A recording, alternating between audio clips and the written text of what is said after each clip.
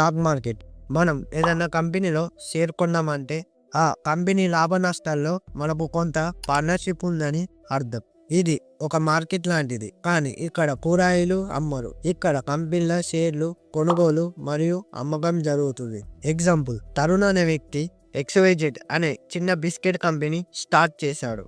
ఆ బిస్కెట్ చుట్టుపక్కల ఏరియాలలో చాలా ఫేమస్ అయింది. అయితే తరుణ్ తన బిస్కెట్ కంపెనీని పెద్దదిగా చేసి ఇండియా మొత్తం ఎక్స్పోర్ట్ చేయాలని నిర్ణయం తీసుకున్నాడు. కానీ అలా చేయాలంటే చాలా డబ్బు అవసరం. ఇలాంటి సమయంలో ప్రతి కంపెనీ దగ్గర 2 ఆప్షన్స్ ఉంటాయి. ఫస్ట్ ఆప్షన్ బ్యాంక్లో లోన్ తీసుకోవడం. కానీ చాలా డబ్బు లోన్ తీసుకోవడం ద్వారా ఇంట్రెస్ట్ కూడా ఎక్కువ కట్టాల్సి ఉంటుంది. So second option stock market లోకి ఎంటర్ అవ్వడం. అంటే పబ్లిక్ కి కంపెనీ షేర్స్ ని అమ్మడం, అంటే కొంత పార్ట్నర్షిప్ ని అమ్మడం.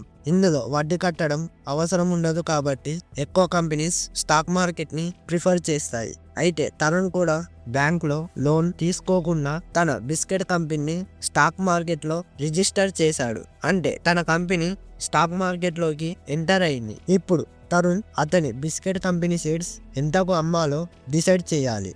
సపోజ్ బిస్కెట్ కంపెనీ డెవలప్మెంట్ కోసం ₹1 కోటి అవసరం అనుకుందాం.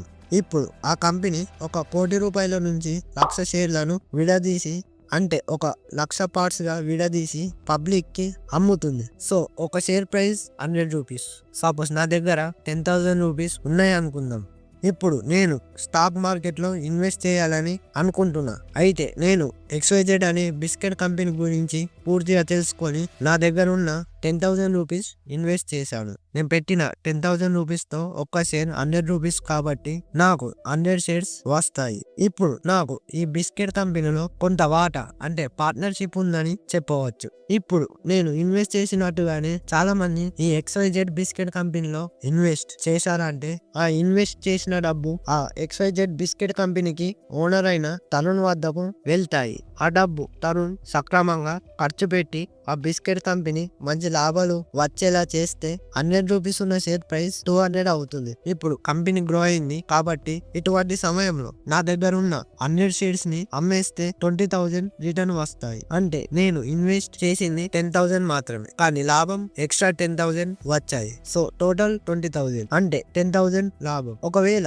ఈ XYZ బిస్కెట్ కంపెనీ ఇన్వెస్టర్స్ నుంచి తీసుకున్న డబ్బు సక్రమంగా ఖర్చు పెట్టకపోయినా, లేకపోతే ఈ కంపెనీ నష్టాల్లోకి వెళ్ళిన ఆ కంపెనీ షేర్ ప్రైస్ పడిపోతుంది. అంటే 100 ఉన్న షేర్ ప్రైస్ 90, 50, 20 అలా లాస్ట్ లోకి వెళ్తుంది. అలా షేర్ వాల్యూ పడిపోయిందంటే ఆటోమేటిక్ గా మనం ఇన్వెస్ట్ చేసిన డబ్బు లాస్ అవుతాం. సో ఫ్రెండ్స్, స్టాక్ మార్కెట్ గురించి పూర్తిగా తెలుసుకొని ఇన్వెస్ట్ చేయడం స్టార్ట్ చేయండి. ఫ్రెండ్స్, మన ఛానల్లో స్టాక్ మార్కెట్ గురించి ప్రతి చిన్న టాపిక్ పై రెగ్యులర్ వీడియోస్ వస్తాయి. ప్లీజ్ సబ్స్క్రైబ్ చేయండి. Thank you.